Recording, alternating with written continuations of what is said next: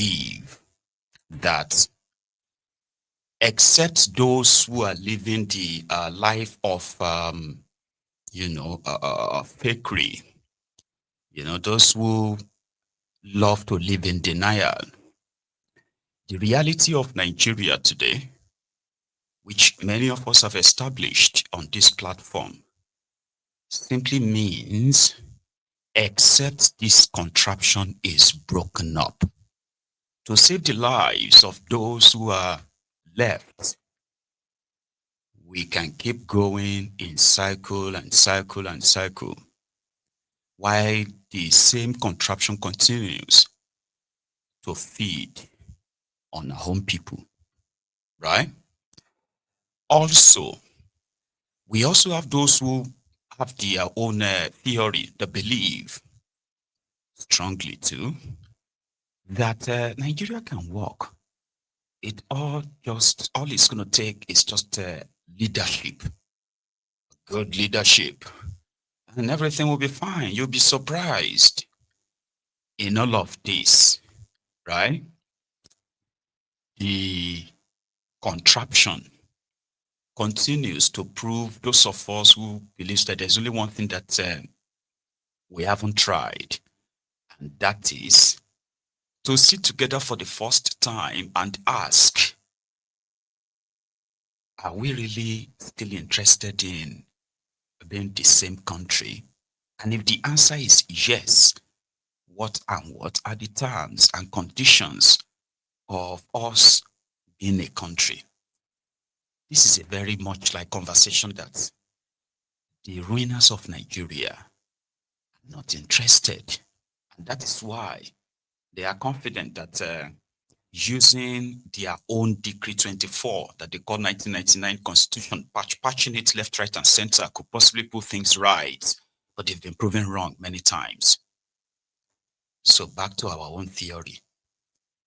If you pay attention very well, you will realize that a majority of those who are now asking for the peaceful breakup of Nigeria has one theory that hasn't been tried before, right?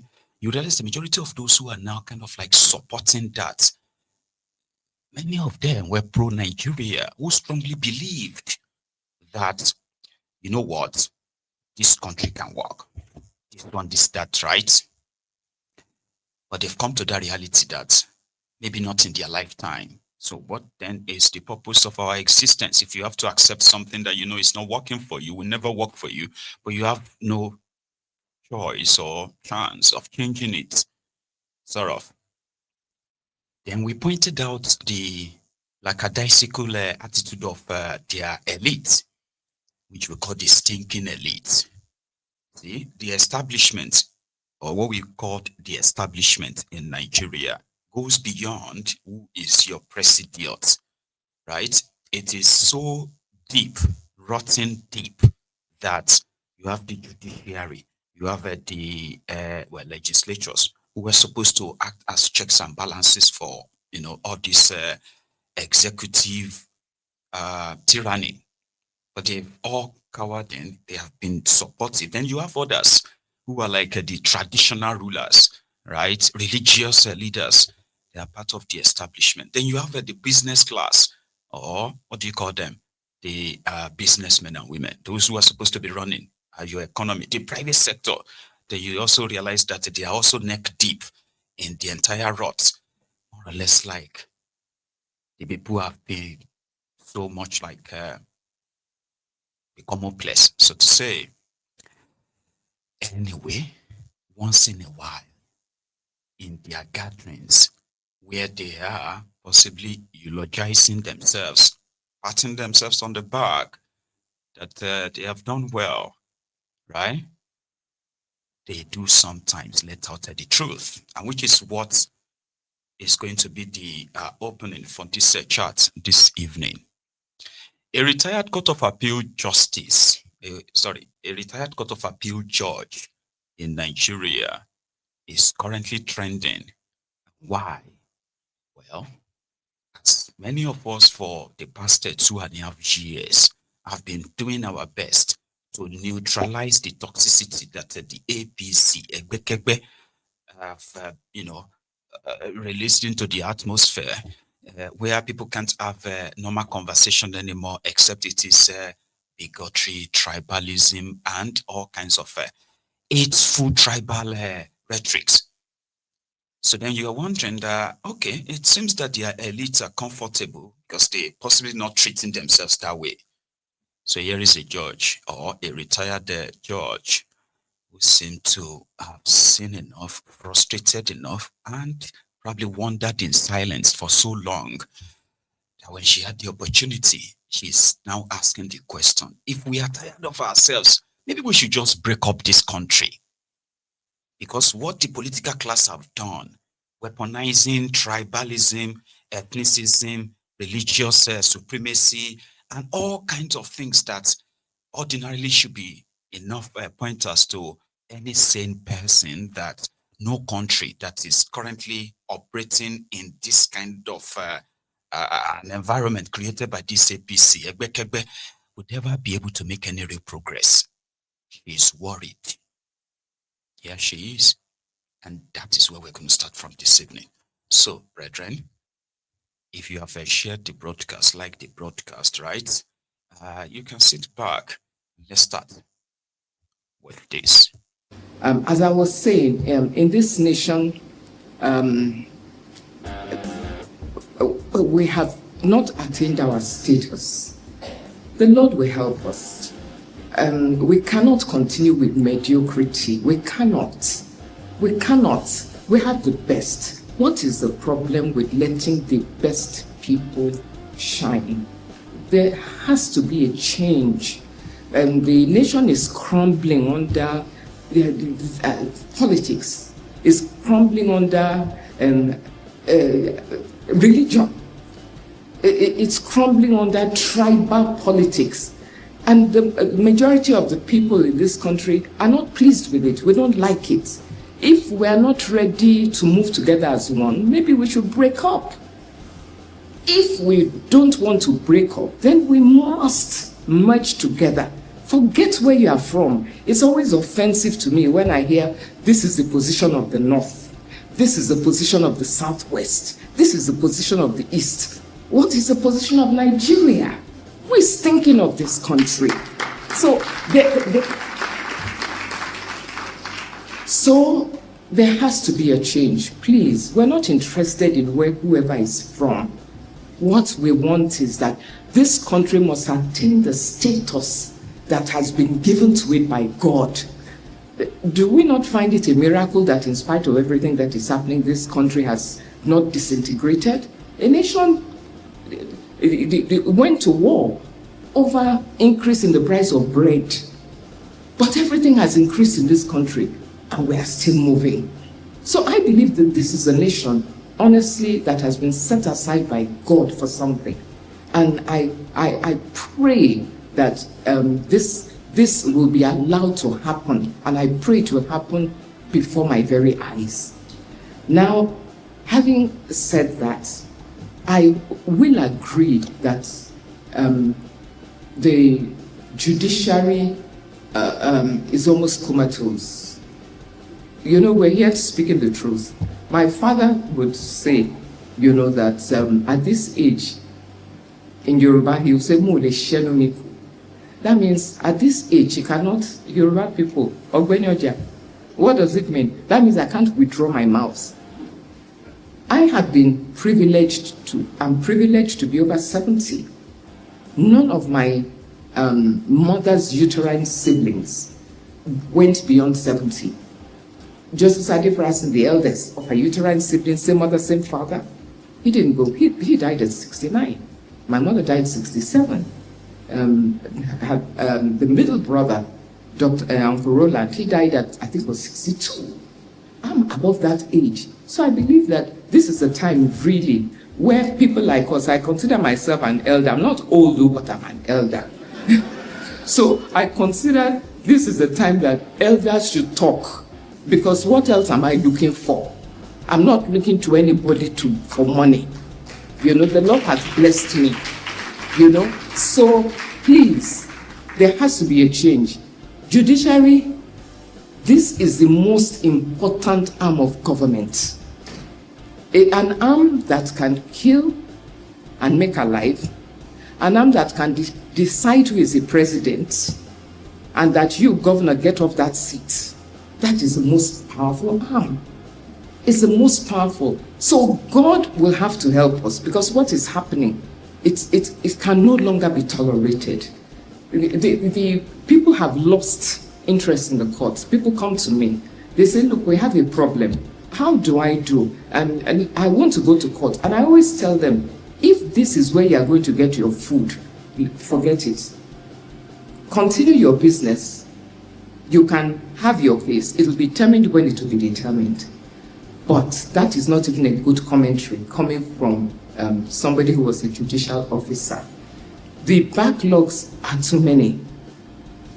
We are repelling investors. Nobody is going to invest in a country where the judicial system is not working, where disputes take forever to be resolved. Nobody is coming there. There was a survey of the top 10 African countries, and sadly my nation wasn't there. And if you look at why those other nations, some of them are neighboring countries, why they were selected. Some, it's integrity. Some, it will be speed of adjudication. Some, it is independence of the judiciary. Some, it is the adherence to human rights. That is what elevated these countries, And if we're to tackle the judicial system, we will see that these are areas that we are weak in. But I do not blame the majority of the judges, because honestly, the judges are working. You have a lot of judges with integrity that are working, and they are working very well. But the system does not help them. A system where, and the vice president mentioned it, every case goes to courts, and it goes right up to the apex courts. It cannot work. Nigeria is a very litigious nation. The elections, oh my goodness, the elections, the electoral system, it is so flawed. When I was in Owerri, about 2-3 years ago, dealing with primaries, absolutely no internal democracy from the parties, the hierarchy of the headship of the parties, no internal democracy. Somebody will win, you will substitute another person. Of course, they are going to go to court. In one of the parties had the same day the letter came out, primary elections. Another one said, direct primaries. The same day, another letter came, indirect primaries. So the candidates that came through direct primaries took the ones that came through indirect primaries to court. Or needless litigation. And they are killing the judges, writing, judgments that they should not write. So, this is a message also to the politicians. You have to help this country. You have to help this country. And then the judges themselves, the Lord will help us. As I was saying, Madam, I don't know how many of you are watching that, and somehow you became so interested as she is, she was reeling out everything you possibly also knew about the Nigeria judicial system. The judiciary is so powerful if they choose to follow the law. But you see, once judges start writing judgments that does not even correlate with the case before them, right? And such judgments are later sustained by higher courts.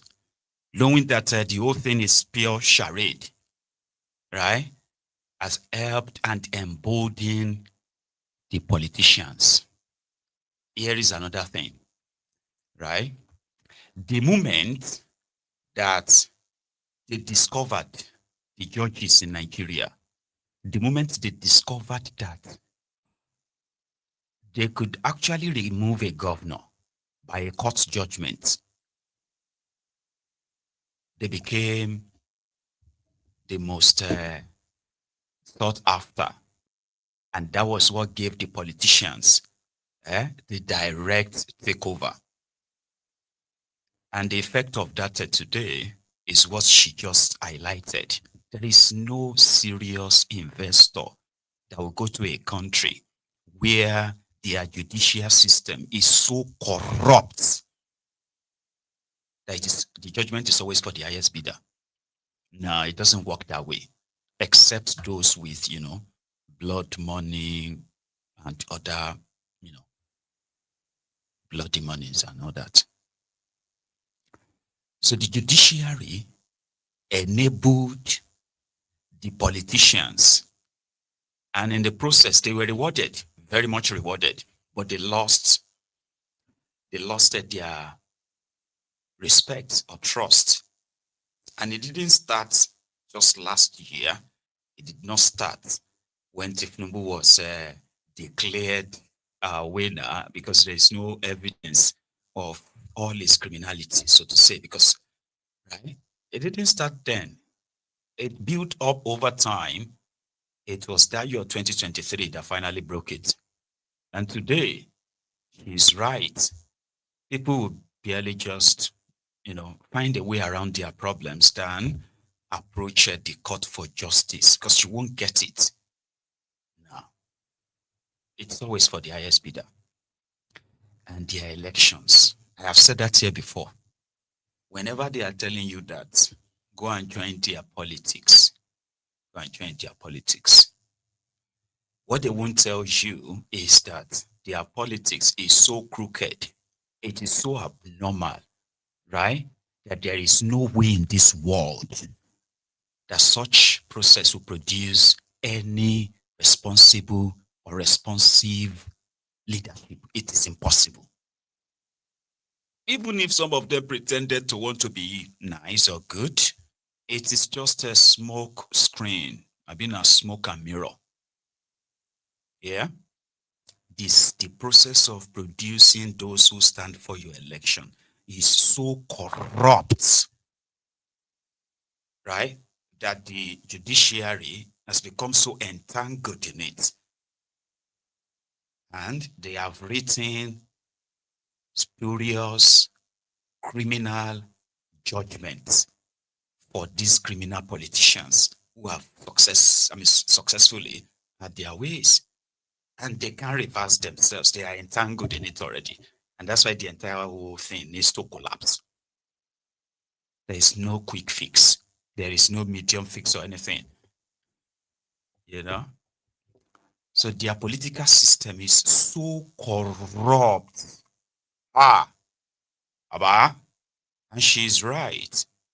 You may be the one declared winner, and by evening, they will swap your name because somebody just went to court.